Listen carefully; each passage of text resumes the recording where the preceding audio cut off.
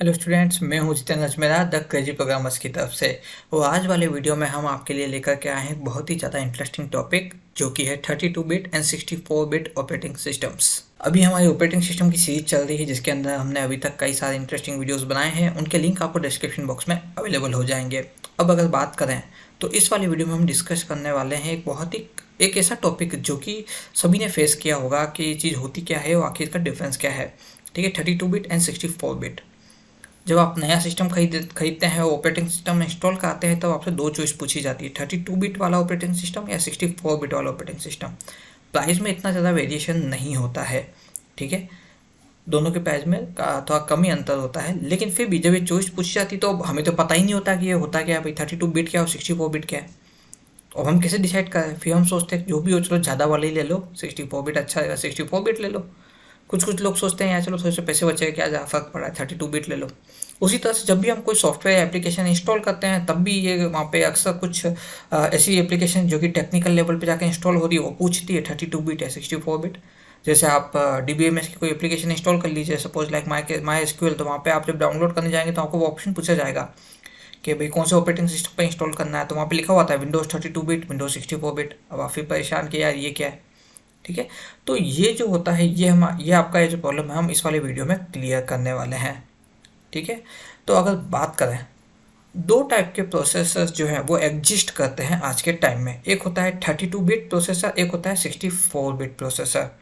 ठीक है, अब ये जो बिट होती है उस प्रोसेसर की, ये क्या बताती है? ये बताती है कि एक प्रोसेसर में एक्चुअली कितनी मेमोरी मौजूद है। यानी कि वो जो CPU है, हमारा सेंट्रल प्रोसेसिंग यूनिट, जो हमारा प्रोसेसर है, ठीक है, उसकी खुद की भी मेमोरी होती है। जी हाँ, देखिए, सेकेंडरी मेमोरी होता है हार्ड डिस्क SSD, फिर होता है मेन मेमोरी रैम। ठीक है, उसके बाद में आता है कैच मेमोरी, फिर आ जाता है हमारा फ्लैश मेमोरी। ठीक है, फिर होता है वर्चुअल मेमोरी। तो ये नया मेमोरी कौन सा आ गया भाई कि CPU के पास खुद का मेमोरी? तो जी हाँ, CPU के पास खुद की एक मेमोरी होती है जो कि रजिस्टर्स कहलाती है। ये रजिस्टर्स अपने आप में सिर्फ एक बिट को स्टोर कर सकते हैं। ठीक है, तो अब ये बिट क्या करते हैं, मतलब एक रजिस्टर एक बिट को स्टोर करता है। तो जिस CPU के अंदर 32 रजिस्टर्स हैं, तो 32 बिट को स्टोर कर सकते हैं। तो ऐसे प्रोसेसर्स को 32 बिट प्रोसेसर कहा जाता है। और वो प्रोसेसर जिनके पास 64 बिट है, ठीक है, 64 रजिस्टर है, वो 64 बिट को स्टोर कर सकते हैं, उन्हें 64 बिट प्रोसेसर कहा जाता है। ठीक है, तो अब यहाँ पे एक चीज़ तुमको समझ में आ गई कि कितनी बिट एक बार में स्टोर हो रही है, उसके अकॉर्डिंग प्रोसेसर को आइडेंटिफाई किया जाता है। इसका कुछ भी प्रोसेसिंग से लेना देना नहीं है। 32 बिट हो 64 बिट हो, प्रोसेसर की प्रोसेसिंग की स्पीड पे, एग्जीक्यूशन की स्पीड पे कोई फ़र्क नहीं पड़ता है। बहुत ही माइनर सा, कुछ मिली सेकेंड्स आप मान सकते हैं, उसका फ़र्क आता है। बाकी अदरवाइज 32 बिट और 64 बिट में कोई भी प्रॉब्लम नहीं है। ऐसा नहीं 32 बिट पुराना है तो नहीं ले, ओल्ड टेक्नोलॉजी का, ऐसा कुछ नहीं है। दोनों की ही अपनी अपनी रिक्वायरमेंट है। आप अपनी रिक्वायरमेंट के हिसाब से 32 बिट या 64 बिट प्रोसेसर ले सकते हैं। एक 32 बिट सिस्टम जो होता है, उसके अंदर टोटल मिलाकर के 232 डिफरेंट मेमोरी एड्रेसेस होते हैं। यानी कि ऑलमोस्ट 4 GB का अगर हम रैम की बात करें, तो ये 4 GB के रैम को पूरा एक्सेस कर सकता है, बल्कि उससे ज़्यादा एक्सेस कर सकता है। कैसे? देखो, इसको ऐसे समझिए, एक 32 bit system 232 different memory address एक बार में होल्ड करके रख सकता है। यानी कि ये प्रोसेसर एक बार में 232 मेमोरी एड्रेसेस को अपने अंदर होल्ड करके रख सकता है। तो इसके आप सोचिए कि मल्टीपल जगह से इसने कनेक्शन बना रखा है, तो वहाँ से आने वाला डेटा कितना ये तेज़ी से जो है उनको एक्सेस कर सकता है। तो यहाँ पे अगर 4 GB का रैम है, तो 4 GB के रैम से ज़्यादा ये जो है एक्सेस कर सकता है। यानी ऐसी कंडीशन में वर्चुअल मेमोरी बनाना पड़ेगा, हार्ड डिस्क में जाकर के वर्चुअल मेमोरी क्रिएट करना पड़ता है। 64 बिट की बात करें तो ये 264 डिफरेंट मेमोरी एड्रेसेस जो है होल्ड कर सकता है। ऑलमोस्ट अगर हम बात करें तो 18 क्वांटिलियन बाइट्स ऑफ रैम। ठीक है, यानी कि सीधा सा फिर से यहाँ पे अगर मैं 4 GB के कंसेप्ट से बताऊँ, तो 4 GB से ज़्यादा का, यानी 4 GB का रैम लगा तो उससे ज़्यादा का भी आसानी से हैंडल कर सकता है। ठीक है, देखिए मैं सिंपल कर देता हूँ, 32 बिट लगाओ 64 बिट लगाओ, दोनों अपना डेटा प्रोसेसर जो है पहले रैम से ही लेते हैं डायरेक्टली। कभी भी जो है ये कोई भी CPU, कोई भी प्रोसेसर डायरेक्टली कभी सेकेंडरी मेमोरी के पास नहीं जाता। वो हमारा सारा डेटा, इवन हमारा ऑपरेटिंग सिस्टम भी सेकेंडरी मेमोरी में रहता है। तो वहाँ से वो डेटा को ला करके CPU तक पहुँचाने के लिए मेन मेमोरी काम में आती है। मेन मेमोरी की कैपेसिटी जितनी ज़्यादा होगी उतना ज़्यादा स्मूथ आपका कंप्यूटर चलता है। तो 32 बिट सिस्टम के अंदर क्या होता है, ये आपके रैम के अंदर लगभग 232 मेमोरी एड्रेस क्रिएट कर सकता है। यानी कि 232 लोकेशन से जहाँ पे अलग अलग डेटा आकर के आपके रैम में स्टोर हो सकता है। और 264 के अंदर क्या है, ये 264 मेमोरी एड्रेसेस क्रिएट कर सकता है उसी रैम के अंदर। ठीक है, तो ये एक छोटा माइनर सा डिफरेंस है। इसलिए मैंने कहा था कि दोनों के बीच में ज़्यादा अंतर नहीं है, प्रोसेसिंग में बहुत ही माइनर सा कुछ एक माइक्रो सेकेंड्स का फर्क आता है, बाकी ज़्यादा फर्क नहीं आता। ठीक है, अब यहाँ पे 4 GB का एग्जांपल क्यों दिया, मोस्ट ऑफ लोग जो है 4 GB यूज़ करते हैं। तो अगर आप 32 बिट आपका सिस्टम है और आप 4 GB रैम काम ले तब भी आपका सिस्टम स्मूथली चलेगा, कोई इशू नहीं है, आपको फास्ट प्रोसेसिंग देखने को मिलेगी। यही अगर आप 64 बिट लेते हो तो आपको थोड़ा सा वेरिएशन देखने को मिलेगा, स्पीड थोड़ी सी बढ़ जाएगी, पर ये भी 4 GB पे सफिशिएंट चलता है। लेकिन अगर हकीकत में आप स्पीड बढ़ाना चाहते हैं तो आई पर्सनली सजेस्ट कि आप सिस्टम की एक तो रैम बढ़वा दीजिए, ठीक है, देन उसके बाद में अपनी रैम को टाइम टू टाइम आप क्लीन करते रहिए, सिस्टम को ऑप्टिमाइज करते रहिए, ताकि आपका सिस्टम जो है फास्ट चलेगा। 32 बिट की बात करें तो ये जो 1990s में और 2000 में सिस्टम बनाए गए थे, इनके अंदर 32 बिट मशीन काम लिया जाता था। सीपीयू रजिस्टर्स जो होते थे मेमोरी एड्रेस को होल्ड करके रखते थे, और प्रोसेसर जो है इन रजिस्टर्स के थ्रू उन एड्रेसेस को फेच करता है, देन उस एड्रेस के अकॉर्डिंग जो है मेमोरी को जो है गाइडेंस देता है, भाई ऑपरेटिंग सिस्टम को गाइडेंस देता है, भाई वो डेटा मेरे को ला करके दो उस एड्रेस से। ठीक है, एक बिट जो है, ठीक है, रजिस्टर के अंदर मतलब हर एक रजिस्टर के अंदर एक बिट आ सकता है। ठीक है, एक 32 बिट सिस्टम जो है मैक्सिमम 4 GB डेटा को होल्ड कर सकता है एक बार में, तभी मैंने 4 GB के रैम का एग्जांपल दिया था। ठीक है, यानी कि 32 बिट का अगर सिस्टम है आपके पास में, तो अगर एक बार में अपने 232 मेमोरी एड्रेसेस को पूरा यूज़ कर ले तो ये 4 GB की रैम को पूरा यूटिलाइज कर सकता है। अगर आपने 8 GB की लगा दी तो 4 GB फ्री रहेगा। यानी अब आप समझे कि रैम बढ़ने से इतना इम्पैक्ट नहीं पड़ा, पर रैम बढ़ने से क्या हो रहा है कि ऑपरेटिंग सिस्टम एडवांस डेटा जो आइडल करके भी ये डेटा नेक्स्ट डे मांगेगा, सीपीयू मांगेगा, तो पहले से ही लाके उसको रैम में रख दिया है। ठीक है, तो यहाँ पे थोड़ा सा बेनिफिट आपको मिलता है। तो एक्चुअल लिमिट जो होती है वो थोड़ी सी कम होती है, 3.5 GB के आसपास। ठीक है, लेकिन फिर भी इसको 4 GB कंसिडर किया जाता है, क्योंकि यूनिक के सारे डेटा को एक साथ एग्जीक्यूट कर रहा है प्रोसेसर, 1 को कर रहा है 2 को छोड़ रहा है, इसलिए। ठीक है, तो मोस्ट कंप्यूटर्स जो होते हैं पिछले 2 डिकेड्स के, यानी कि 1990s के 2000 के 32 बिट आर्किटेक्चर को सपोर्ट करते हैं। और अगर अभी भी बात करें तो 32 बिट चल रहा है, मार्केट में अभी भी एग्जिस्ट कर रहा है। 64 बिट जो है वो इतना वेरिएशन क्रिएट नहीं करता, लेकिन लोग बाग लेना पसंद करते हैं, क्योंकि ठीक है थोड़ा सा भी एडवांस हुआ तो हुआ, और जैसे जैसे टेक्नोलॉजी बढ़ेगी और आपको एडवांस प्रोसेसर देखने को मिलेंगे। बट 32 बिट एक नॉर्मल डेस्कटॉप कंप्यूटर के लिए सफिशिएंट है। 64 बिट की बात करें तो ये थियोरेटिकली अगर हम बात करें तो ये 18 आपका जो है क्वांटिट्रिलियन डेटा जो है उसको बाइट्स को स्टोर करता है। तो अगर हम बात करें 184 GB ऑफ मेमोरी, ठीक है, तो ये भी ऑलमोस्ट लगभग 4 GB से तो ज़्यादा ही है थोड़ा सा। तो इतने डेटा का अंदर ये मेमोरी एड्रेसेस क्रिएट कर सकता है, यानी कि 264 मेमोरी स्पेसेस ये क्रिएट कर सकता है।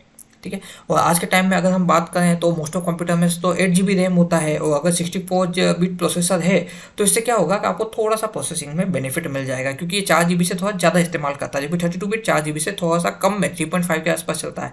यानी सिंपल सा एक लाइन में बोलूँ, 32 बिट अगर आपका प्रोसेसर है तो 4 GB इज सफिशिएंट, उससे ज़्यादा रैम बढ़ाने पर ठीक है आपको बेनिफिट मिलेगा, लेकिन उतना ज़्यादा नहीं। लेकिन अगर 64 बिट प्रोसेसर है और अगर आप 8 GB 16 GB लगवाते हैं तो आपको काफ़ी ज़्यादा वेरिएशन देखने को मिल जाएगा। यानी कि खाली प्रोसेसर चेंज करने से या खाली रैम चेंज करने से फर्क नहीं पड़ता है। 32 बिट के साथ 4 GB is good enough, and आप अगर 8 GB कर देते हैं तो काफ़ी बढ़िया है। 64 बिट के साथ में अगर आप बढ़ाना चाहें तो 8 GB आप करिए मिनिमम, उसके बाद आप बढ़ाते हैं तो आपको सिस्टम ज़्यादा स्मूथ देखने को मिल जाएगा। ठीक है, दोनों के बीच की अगर मेजर डिफरेंस की बात करें तो नंबर ऑफ कैलकुलेशन पर सेकंड का है। दोनों प्रोसेसर जो है नंबर ऑफ कैलकुलेशन पर सेकंड करते हैं, उनमें थोड़ा सा डिफरेंस है, यानी कि ज़्यादा आपको स्पीड जो है वेरिएशन में देखने को मिलेगी। 64 बिट नो डाउट थोड़ी सी ज़्यादा ही कैलकुलेशन करेगा। ठीक है, 64 बिट प्रोसेसर जो है ये dual core, quad core, 6 core, 8 core, Deka core versions में अपने को देखने को मिलते हैं। मल्टीपल कोर क्या करती है कि इसमें हर एक कोर एक प्रोसेसर की तरह वर्क करती है, तो नंबर ऑफ कैलकुलेशन पर सेकंड बढ़ जाता है। ठीक है, इससे प्रोसेसिंग पावर बढ़ जाती है। तो अगर हम सिंपल सा बोले तो 32 बिट के बजाय 64 बिट लेते हैं तो ज़्यादा बेनिफिशियल रहेगा। लेकिन वापस मैं रिपीट कर रहा हूँ, आपके पास 32 बिट है, इट्स कम्प्लीटली ओके। नेक्स्ट जो आप डिवाइस ले उसमें आप 64 बिट ले सकते हैं। वन मोर थिंग, आप ये सोचें मेरे पास 32 बिट प्रोसेसर में 64 बिट प्रोसेसर लगवा दूँ, प्रोसेसर के पैसे लगे, तो पहले आपका मदरबोर्ड की जो है आप कैपेसिटी चेक करवा लीजिए कि क्या वो 64 बिट अनेबल है, क्या उसे सपोर्ट करता है या नहीं।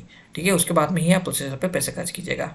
Advantages of 64 bit over 32 bit, ठीक है, कि 64 बिट जो है मल्टीटास्किंग कर सकता है, जबकि 32 बिट के सिस्टम्स में आपको ऑफन ही देखने को नहीं मिलेगा। प्लस आप जब मल्टीपल टास्क के बीच में स्विच करते हैं तो आपको वेरिएशन देखने को नहीं मिलेगा, तेजी से आपको एक स्मूथली एक्सपीरियंस आपको फील करने को मिलेगा। अगर गेमिंग की बात करें तो 64 बिट तो गेमर्स के लिए एक वरदान की तरह है, क्योंकि वो जब मतलब अगर हम बात करें वो हाईली एडवांस और हाईटेक अगर वो गेम्स वो जब डाउनलोड करके खेलते हैं तो उनको एकदम स्मूथ एक्सपीरियंस करने के लिए, रियलिस्टिक फील करने के लिए अंदर जो ग्राफिक्स कार्ड लगाए जाते हैं और कैड अनेबल जो है, सॉरी मतलब अगर हम बात करें तो वो ग्राफिक्स कार्ड जो होते हैं वो उनके गेमिंग के एक्सपीरियंस को काफ़ी ज़्यादा बढ़ा देते हैं। प्लस इसके अलावा ऐसे सॉफ्टवेयर जैसे कि फोटोशॉप, कैड जो है, या फिर VFX क्रिएट करने वाले, CGI क्रिएट करने वाले सॉफ्टवेयर अगर आप यूज़ करते हैं तो उसके लिए भी 64 bit is a good choice. आजकल के कंप्यूटर्स में वैसे भी अब 64 बिट ही बाय डिफ़ॉल्ट आता है। ठीक है, एक कंप्यूटर जो है जिसके अंदर 64 बिट प्रोसेसर है, ठीक है, तो अगर हम बात करें तो इसके अंदर ये 64 बिट और 30 बिट, 2 बिट दोनों के ही रिलेटेड ऑपरेटिंग सिस्टम को इंस्टॉल कर सकता है। जी हाँ, ये ध्यान रखिएगा, 64 बिट और 32 बिट जिस तरह का प्रोसेसर आपके पास है उसी टाइप का ऑपरेटिंग सिस्टम इंस्टॉल करवाइएगा। 32 बिट पे अगर आप 64 बिट वाला ऑपरेटिंग सिस्टम इंस्टॉल कर देंगे तो आपको लैग देखने को मिलेगा प्रोसेसिंग में। ठीक है, और अगर वही आप 32 बिट 64 बिट पर अगर 32 बिट वाला प्रोसेसर इंस्टॉल कर देते हैं तो आपका 64 बिट पूरी तरह से एग्जीक्यूट ही नहीं हो रहा है। So it's a good choice कि 32 बिट पे 32 बिट वाला ही कीजिए और 64 बिट पे 64 बिट वाला ही कीजिए। ठीक है, एक कंप्यूटर जिसमें 64 बिट प्रोसेसर लगा हुआ है, ठीक है, हम उसके अंदर 16 बिट लेगेसी प्रोग्राम नहीं चला सकते ना। What is 16 bit? Early computers 90s के भी पहले वाले 16 बिट, उसके पहले 8 बिट भी था, आप यकीन नहीं करेंगे।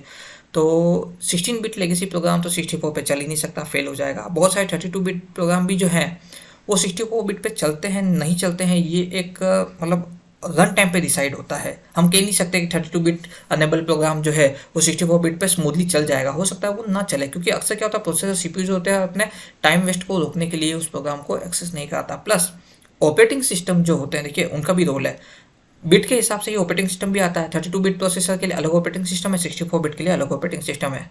ठीक है, अब यहाँ पे कंपनी वाइज फर्क नहीं है, हर एक कंपनी दोनों ही टाइप के प्रोसेसर्स के लिए ऑपरेटिंग सिस्टम बनाती है, यानी विंडोज़ के भी आपको 32 बिट और 64 बिट दोनों वेरिएशन देखने को मिल जाएंगे।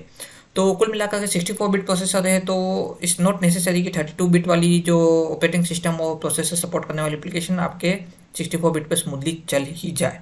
जी हाँ, आप बोलेंगे सर कैपेसिटी ज़्यादा है तो पुराना तो चल ही जाना चाहिए, ऐसा नहीं होता है। ठीक है, यहाँ पे हमने प्रोसेसिंग की कैपेसिटी बढ़ाई है, लेकिन जो स्पेसिफिक एप्लीकेशंस बनी हुई है वो ऑपरेटिंग सिस्टम और CPU के फंक्शन के अकॉर्डिंग वर्क करती है।